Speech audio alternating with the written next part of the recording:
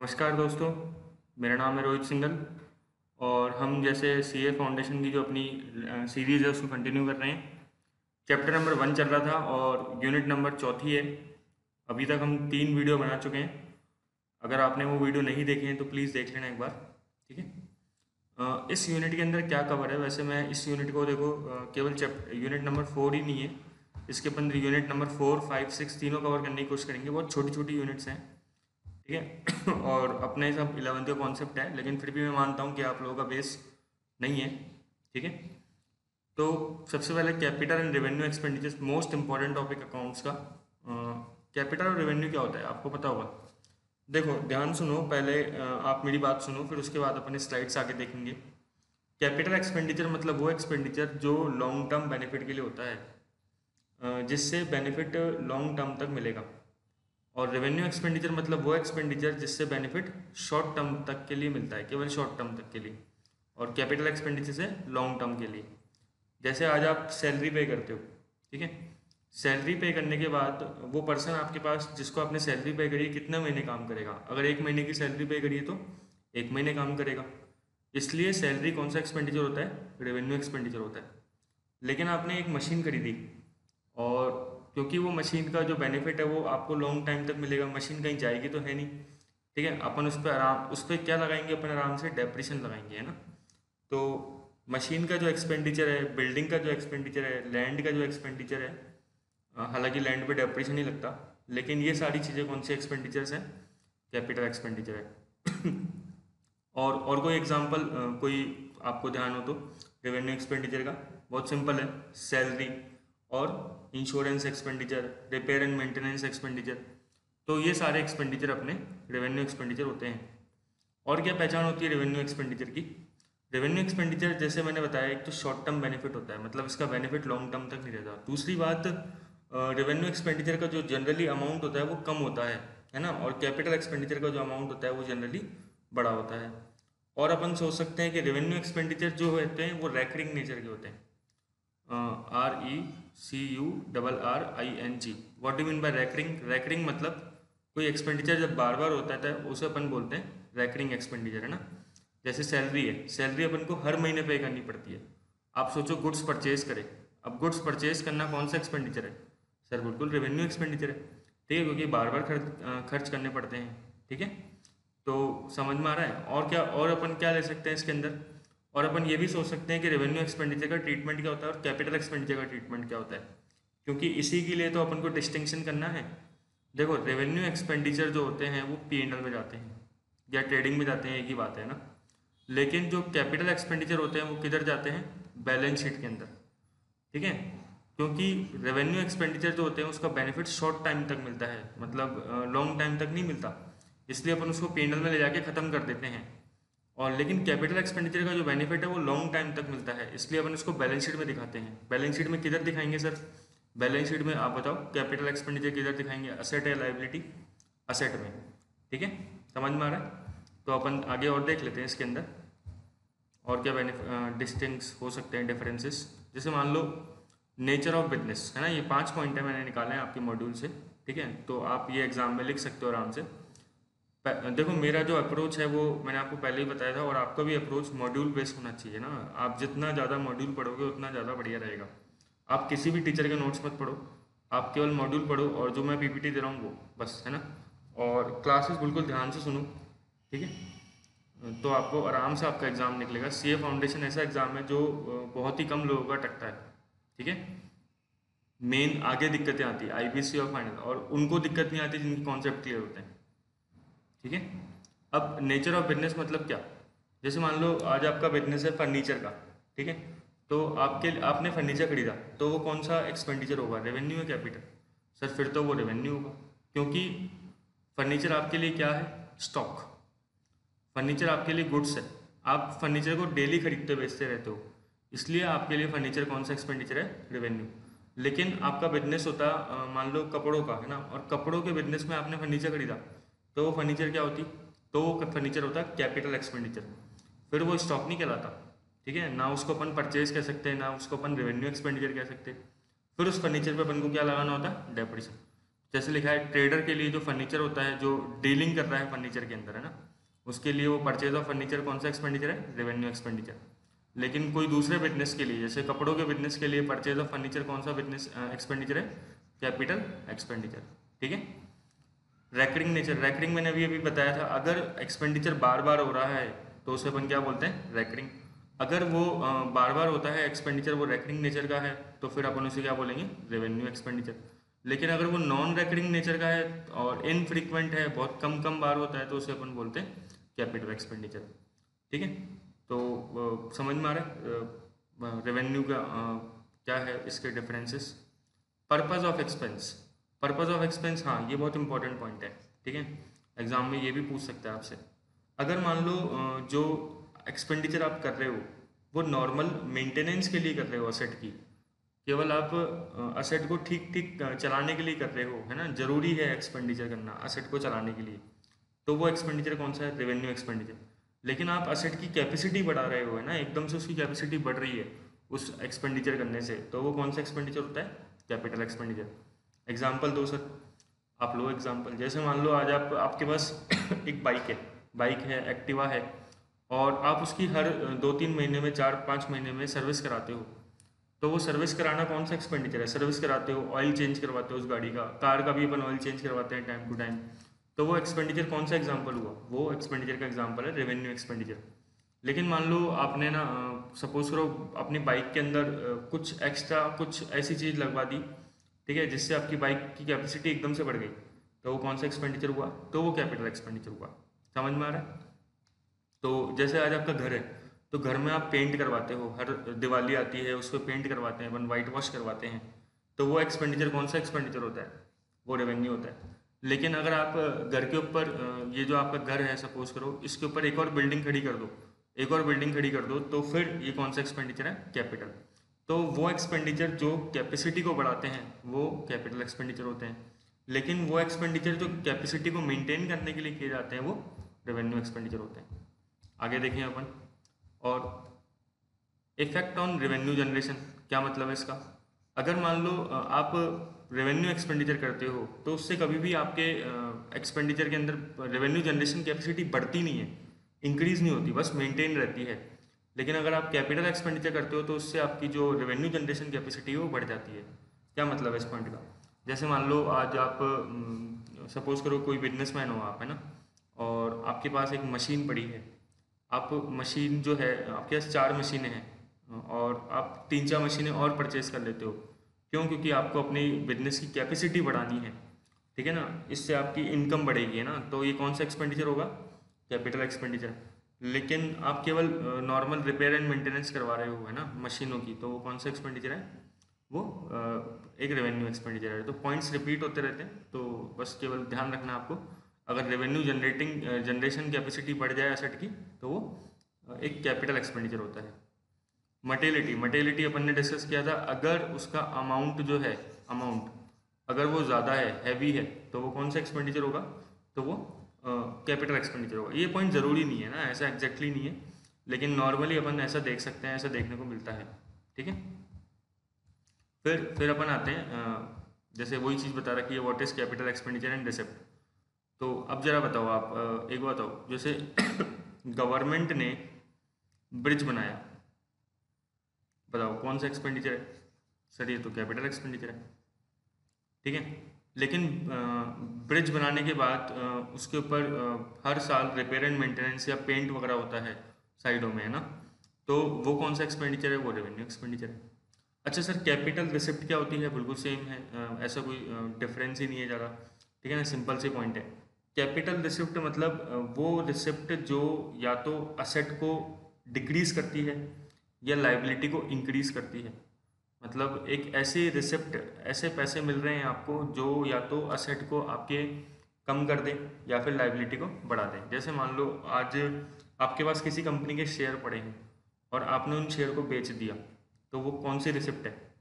वो capital receipt है, क्योंकि आपके पास से असेट कम हो गई, ठीक है। लेकिन आप कहीं पे नौकरी करते हो जाके और आज आपको सैलरी मिलती है, तो वो कौन सी रिसिप्ट है? वो रेवेन्यू रिसिप्ट है।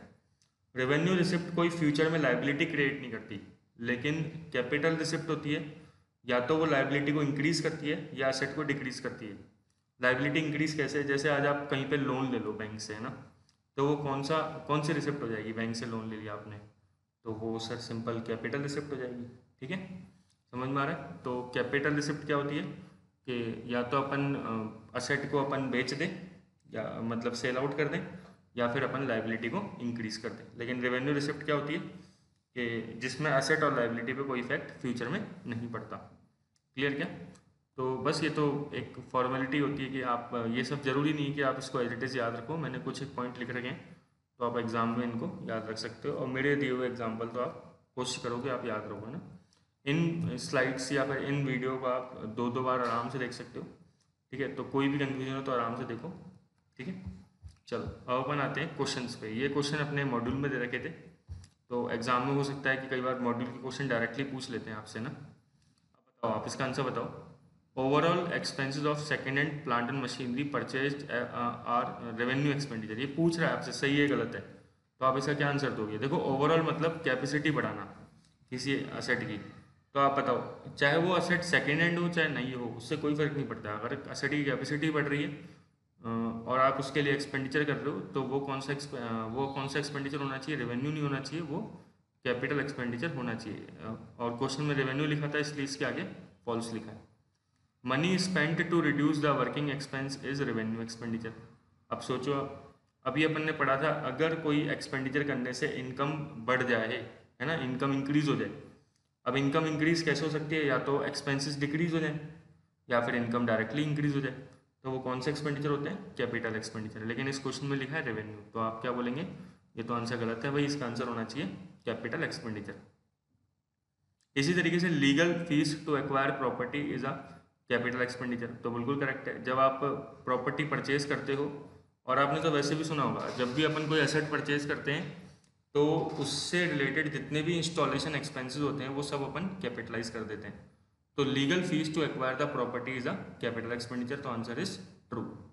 अगर मान लो अगर अपन ये प्रॉपर्टी एक्वायरी लीगल फीस नहीं देंगे तो प्रॉपर्टी मिलेगी नहीं अपन को। ऐसे ही amount spent as a lawyer fee to defend a suit claiming that the firm factory site belong to the plaintiff land is a capital expenditure. पूछ रहा है आपसे क्या है क्वेश्चन के, जैसे मान लो आज आपके पास एक ज़मीन पड़ी है, ठीक है, और ज़मीन के ऊपर किसी और ने भी क्लेम कर दिया कि भाई ज़मीन मेरी है। तो आपने लॉयर को बुलाया, जो वकील साहब हैं उनको बुलाया, और वकील साहब को पैसे दिए आपने, मान लो 1 लाख रुपए दिए, और बोला केस लड़ो, ठीक है, और ये प्रूफ करो कोर्ट के अंदर ये ज़मीन जो है मेरी है, किसी और की नहीं है। ठीक है, तो ये कौन सा एक्सपेंडिचर है, कैपिटल एक्सपेंडिचर है, रेवेन्यू। तो ये रेवेन्यू एक्सपेंडिचर है, क्योंकि ये एक तरीके से मेंटेनेंस एक्सपेंडिचर होता है। ठीक है, इसको अपन मेंटेनेंस एक्सपेंडिचर कहते हैं, इसलिए अपन इसको रेवेन्यू एक्सपेंडिचर कहते हैं। Amount spend for replacement of a worn out part of machine is a capital expenditure. अब मान लो कोई मशीन का जो खराब पार्ट था उसको अपन ने चेंज कर दिया। जैसे आज आप गाड़ी का जो इंजन ऑयल होता है अपन हर 2 महीने में चेंज करवाते हैं, तो बताओ वो कैपिटल एक्सपेंडिचर होता है क्या, नहीं। अभी अपन ने पढ़ा था वो कौन सा एक्सपेंडिचर होता है, रेवेन्यू एक्सपेंडिचर होता है। ये भी मेंटेनेंस कॉस्ट का पार्ट होता है। क्लियर। नेक्स्ट पॉइंट क्या कह रहा है, expenditure incurred on the repair and white wash for the first time on purchase of an old building are revenue expenses, है ना। तो बिल्कुल शब्दों को ध्यान से देखना है, इसमें फर्स्ट टाइम लिखा है, तो ये रेवेन्यू एक्सपेंसेस नहीं होंगे, ये कैपिटल एक्सपेंसेस होंगे, क्योंकि ये एक इंस्टॉलेशन एक्सपेंसेस है। मान लो अगर आज आपने घर खरीदा और उसके ऊपर वाइट वॉश कराई, और फिर आप टोटल आप पहली बार आपने इस तरीके से पूरा घर खरीदा कि घर खरीदने के बाद आपने उसी टाइम हैंड टू हैंड ही वाइट वॉश करा दिया ना, क्योंकि वो पुरानी बिल्डिंग थी। तो आप क्या कहेंगे इसे, तो इंस्टॉलेशन एक्सपेंस है, और इंस्टॉलेशन एक्सपेंस जो होते हैं वो कैपिटलाइज होते हैं। Expenses in connection with obtaining a licence for running the cinema hall is a capital expenditure. वो अपन ने पढ़ा था अभी लाइसेंस लेने से रिलेटेड जितने भी खर्चे होते हैं वो प्री ऑपरेटिव एक्सपेंसेस होते हैं, मतलब वो अपन को बिजनेस चलाने के लिए ज़रूरी है। ठीक है, तो ये कैपिटल एक्सपेंडिचर होते हैं। ठीक है, और लाइसेंस आप बाद में पढ़ेंगे अपन के लाइसेंस का एक्सपेंडिचर एक तरीके से इंटेंजिबल असेट होती है लाइसेंस, है ना। तो लाइसेंस का एक्सपेंडिचर को अपन अमोर्टाइज करते हैं। अमोर्टाइज मतलब धीरे धीरे अपन टुकड़ों में पिंडल में डालते हैं, तो इस अमाउंट को भी अपन को टुकड़ों में पिंडल में डालना पड़ेगा, क्योंकि इसका जो बेनिफिट है वो अपन को कई सालों में मिलता है। एक याद करो कॉन्सेप्ट, आप याद करो, आपको पिछली क्लास में बताया था मैंने कॉन्सेप्ट, अकाउंटिंग कॉन्सेप्ट के कई खर्चों का जो बेनिफिट होता है वो कई सालों में मिलता है। तो वो कौन सा कॉन्सेप्ट होता है जिसके हिसाब से अपन जो एक्सपेंस है वो पूरा एक साथ पीनल में नहीं डालते, टुकड़ों में पीनल में डालते हैं। याद करो, याद आ गया? Matching concept. ठीक है, आप इस कॉन्सेप्ट को लिंक कर सकते हो मैचिंग कॉन्सेप्ट के साथ। ठीक है, तो मैचिंग कॉन्सेप्ट में अपन ने ये तो देखा था कि जो एक्सपेंसेस होते हैं उनको अपन पीरियड वाइज मैच करते हैं इनकम के साथ, है ना। फिर amount spent for the construction of temporary huts which were necessary for the construction of cinema house and were demolish when the cinema house was ready is a capital expenditure. Answer is true. समझो, देखो मेरी बात क्या है, क्या कहना चाहता है ये पॉइंट। मान लो आज एक आपके यहाँ पे घर बन रहा है ना, आपके घर बन रहा है। अब घर बनेगा तो क्योंकि वो घर दूर है, तो घर बनाने के लिए आपको वैसे भी क्या है, अपन को सीमेंट वगैरह तो चाहिए होता है। क्योंकि वो घर दूर है तो फिर आप पूरे दिन भर उसमें निगरानी रख नहीं सकते। तो आपने क्या किया, सीमेंट, और बारिश बारिश का ही मौसम है तो आपने सीमेंट को प्रोटेक्ट करने के लिए पास में एक लकड़ी का या फिर एक झोपड़ी टाइप बना दी, जिसके अंदर अपन सीमेंट वगैरह ये सारी चीज़ें रख सकते हैं। ऊपर मान लो टीन शेड लगा दिया, टीन बीन लगा दिया, उसके ऊपर त्रिपाल वगैरह ढक दिया, ताकि क्या है कि बारिश वारिश का आए नहीं और चोरी वोरी ना हो, सिक्योरिटी रीजंस के अपन ने इस तरीके से करा। अब वो बताओ जरूरी है या नहीं है, वो चीज़ है ना, जरूरी है ना। और वो कब किया अपन ने, जब वो घर बन रहा था। ठीक है, तो ये कौन सा एक्सपेंडिचर होगा बताना जरा, रेवेन्यू होगा कि कैपिटल होगा? ये कैपिटल एक्सपेंडिचर होगा। ठीक है, चलो इस वही पॉइंट में लिख रखा है ना। चलो अब बनाते हैं एक और example. Good pictures limited construct a cinema house and incurred the following expenditure during the first year ended 31 मार्च 2016। ये भी आपके मॉड्यूल से लिया हुआ क्वेश्चन है। देखो क्या बोल रहा है, इसने सेकेंड हैंड फर्नीचर खरीदा 9,000 का, उस पर रीपेंट करवाया 1,000 का, और फर्नीचर जो है उसको इंस्टॉल करने के जो वेजेस लिए वर्कमैन ने वो 200 रुपये लिए। अभी अपन ने पढ़ा था कि इंस्टॉलेशन तक के सारे खर्चे क्या होते हैं, कैपिटलाइज होते हैं। तो इस केस में जो कॉस्ट मानी जाएगी वो कितनी मानी जाएगी, तीनों को जोड़ दो तो आ जाएगी 9,000 प्लस 1,000 10,000 प्लस 200, मतलब 10,200। तो आंसर इज 10,200। देखो वापस पीछे चलते हैं।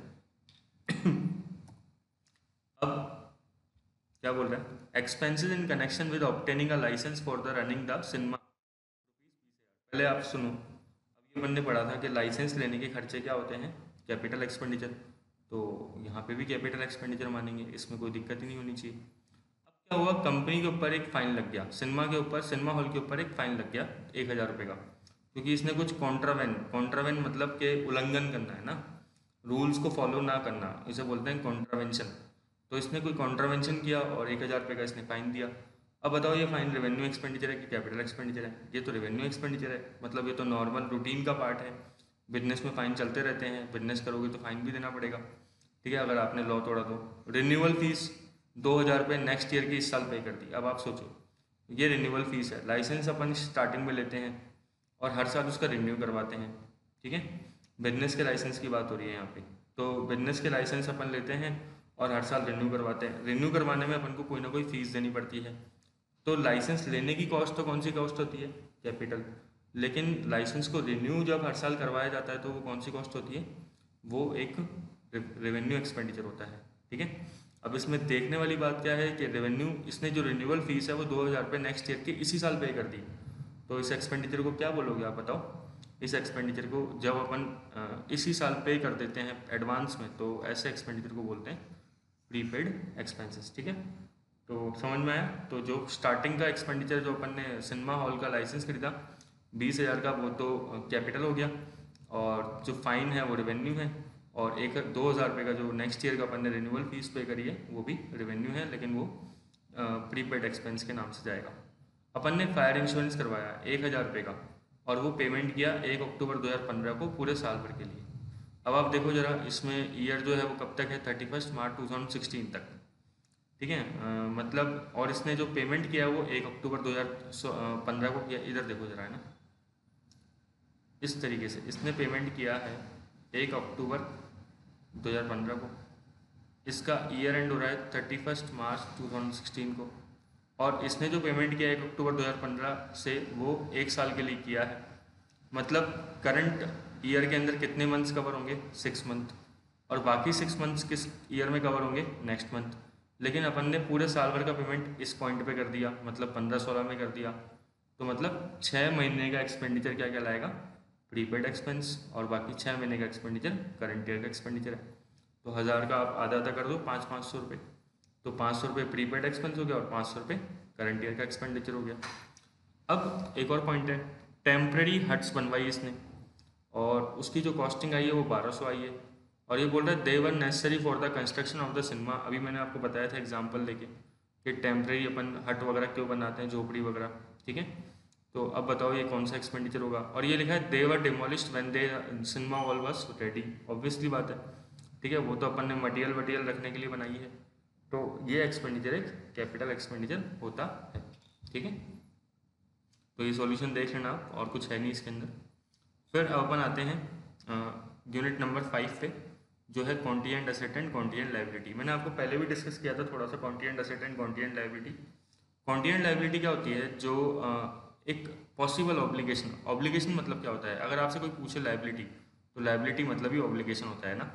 ऑब्लिगेशन मतलब क्या होता है, लायबिलिटी। तो आप नोट्स जब बनाओ तो उसको लिख लेना, है ना। तो arising from the past event, मतलब कुछ ना कुछ पहले अपन ने कांड किए होंगे, ठीक है ना, सॉरी, कुछ ना कुछ अपन ने लिया होगा, कोई लोन वोन, तो कुछ ना कुछ अपन ने किसी ना किसी तरीके से कुछ काम किए, तो अपनी फ्यूचर के अंदर लाइव पॉसिबल ऑब्लिगेशन अराइज हो सकती है, मे अराइज, है ना, in future depending on the occurrence और non occurrence of certain event, है ना, फ्यूचर इवेंट। जैसे मान लो सबसे देखो अच्छा एग्जांपल आपके जो बचपन में लिया जाता है, टीचर लेते थे, कोर्ट केस। आज मान लो, आज आप एक कंपनी चला रहे हो, है ना, और आप सपोज करो कंपनी चला रहे हो टॉय की, ठीक है। और एक दिन क्या हुआ कि जो बच्चे हैं वो जो उन्होंने टॉय जो यूज़ किया, खिलौना जो यूज़ किया, उसमें कुछ मतलब उस वो खिलौना ब्लास्ट हो गया, ठीक है, जैसे चाइनीज़ होते हैं ना खिलौने, तो ब्लास्ट हो गया, तो बच्चे को बहुत चोट आई। अब वो जो पेरेंट्स हैं उन्होंने कंपनी पे केस कर दिया, ठीक है। अब अब क्या हो सकता है, अगर कंपनी पे केस कर दिया, तो अगर इंडियन लीगल सिस्टम है तो कुछ भी हो सकता है। पहली बात तो केस ही 10-20 साल चलेगा, ठीक है। तो तारीख पे तारीख सुनाई अपन ने, तो ये जो केस कई साल चलेगा, तो ये कौन सी लाइबिलिटी है आपकी। अब कोर्ट जब डिसीजन देगा तभी तो आपकी फाइनल लाइबिलिटी अराइज होगी ना। तो ये कौन सी लाइबिलिटी होती है, ये कॉन्टीजेंट लाइबिलिटी होती है। मतलब ये अराइज भी हो सकती है और नहीं भी अराइज हो सकती है, ठीक है। और कॉन्टीजेंट लाइबिलिटी का जस्ट अपोजिट क्या होता है, कॉन्टीजेंट एसेट, जो अपन को मिल सकता है या नहीं मिल सकता। अब एक बात बताओ जरा, आप कॉन्टीजेंट एसेट शो करोगे बैलेंस शीट में या कॉन्टीजेंट लाइबिलिटी शो करोगे। तो देखो बैलेंस शीट के अंदर तो दोनों ही शो नहीं होती, बैलेंस शीट के बाहर शो होती है कॉन्टीजेंट लाइबिलिटी, फुट नोट के अंदर, है ना। फुट नोट मतलब फुट नोट, आप फुट नोट क्या समझते हैं, फुट मतलब पाँव। तो बैलेंस शीट, जैसे ये बैलेंस शीट है, ठीक है, इसके नीचे यहाँ पे, तो यहाँ पे अपन कॉन्टीजेंट लाइबिलिटी दिखाते हैं। सर कॉन्टीजेंट एसेट क्यों नहीं दिखाते, आप याद करो, मैंने आपको पिछले क्लास में कॉन्सेप्ट बताया था, अकाउंट्स का प्रिंसिपल बताया था, जैसे क्या बोलते हैं, प्रूडेंस। प्रूडेंस का एक और नाम बताना पड़ेगा, वो आपको क्या था, कंजर्वेटिज्म, ठीक है, ऐसे याद रखो यार, है ना। तो कंजर्वेटिज्म क्या कहता है कि फ्यूचर के जो लॉसेज होते हैं उसको तो दिखाओ, लेकिन फ्यूचर की इनकम को इग्नोर कर दो। इसलिए मैं कॉन्टीजेंट एसेट को नहीं दिखा सकता, कॉन्टीजेंट लाइबिलिटी को दिखाता हूँ, ठीक है। तो यही पॉइंट बता रखा है इसके अंदर, कॉन्टीजेंट लाइबिलिटी, कॉन्टीजेंट एसेट क्या होती है।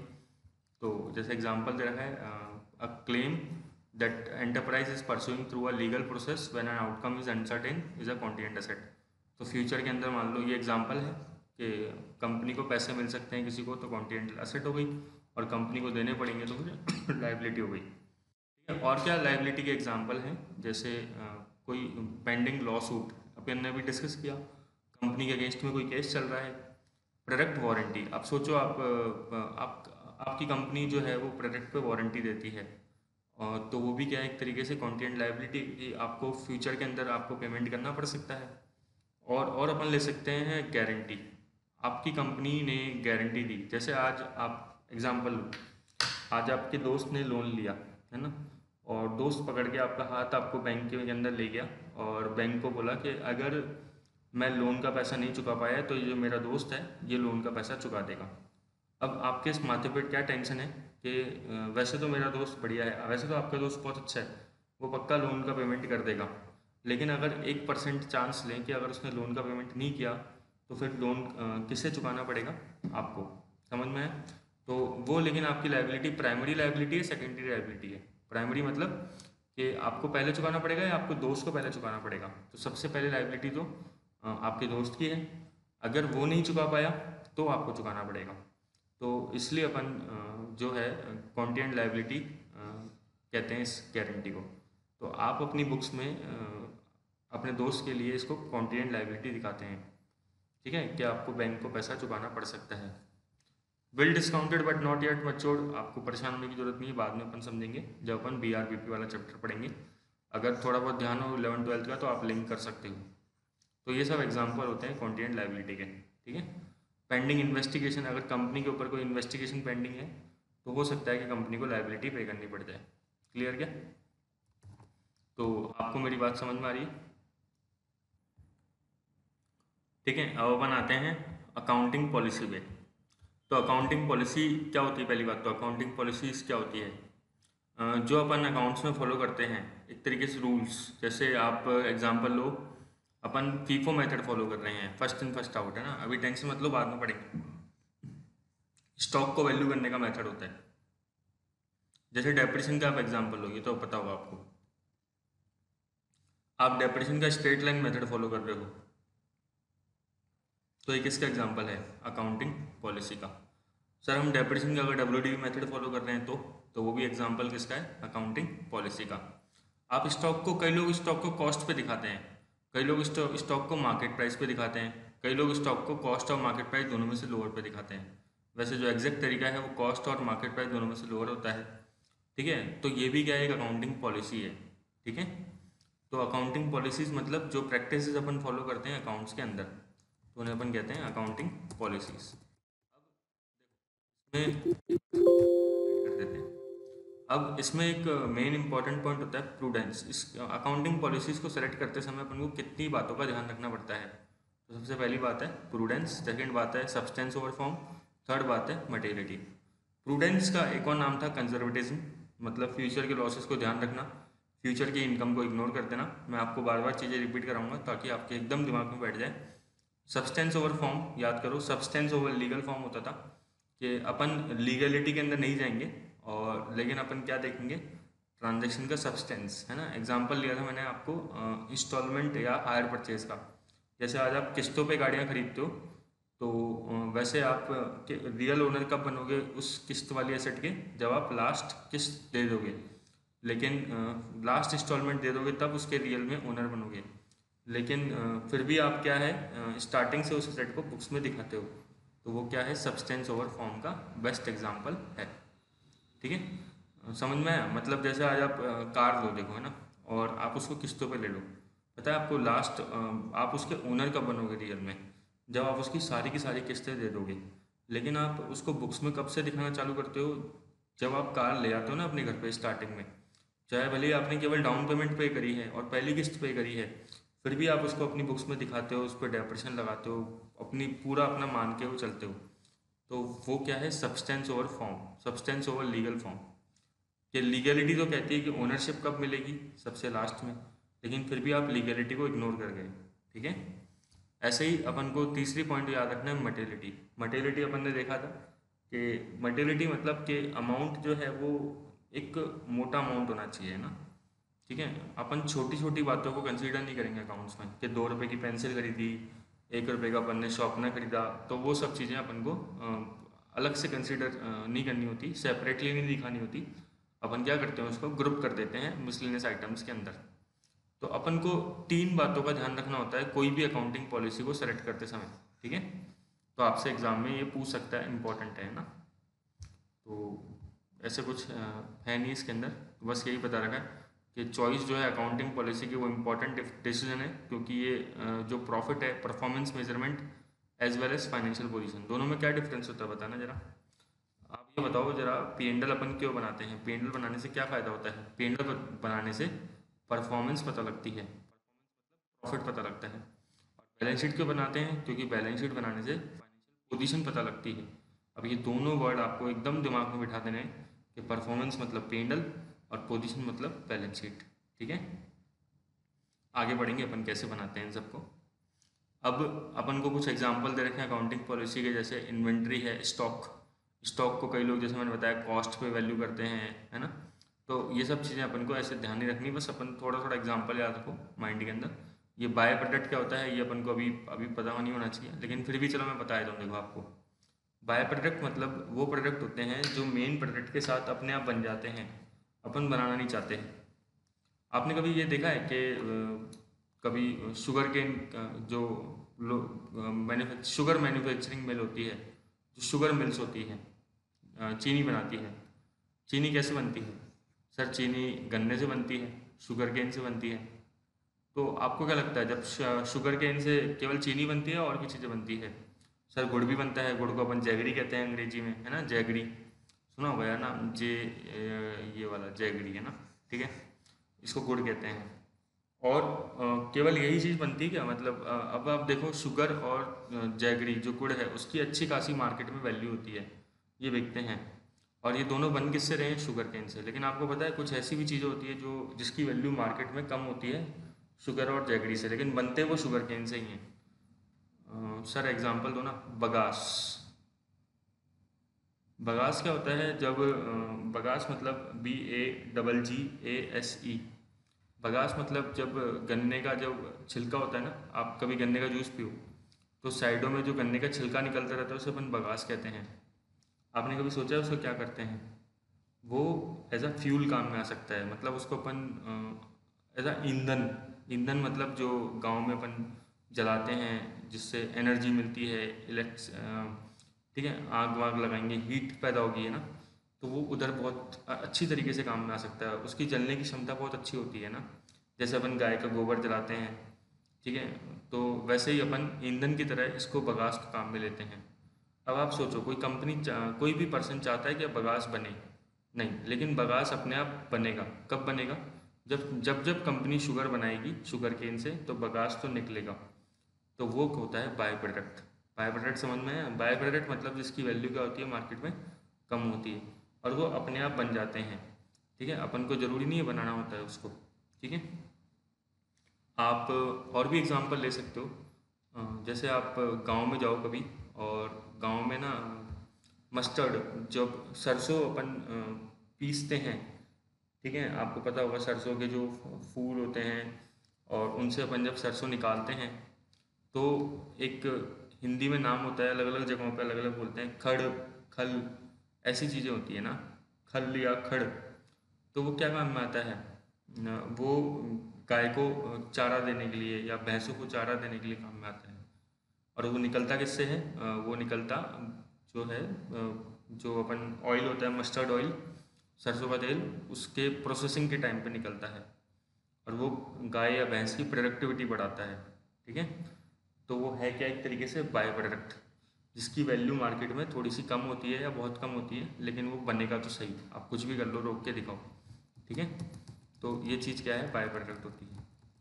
ऐसे ही इन्वेस्टमेंट के बारे में लिख रखा है, इन्वेस्टमेंट जो है वैल्यू करते हैं कॉस्ट पे। तो ये सब अपन को याद नहीं रखना है इतना, क्योंकि इतना अभी आपके है नहीं। बस आप तो जो मैं बता रहा हूँ वो अपन को याद रखो, है ना, पॉइंट इतने सारे।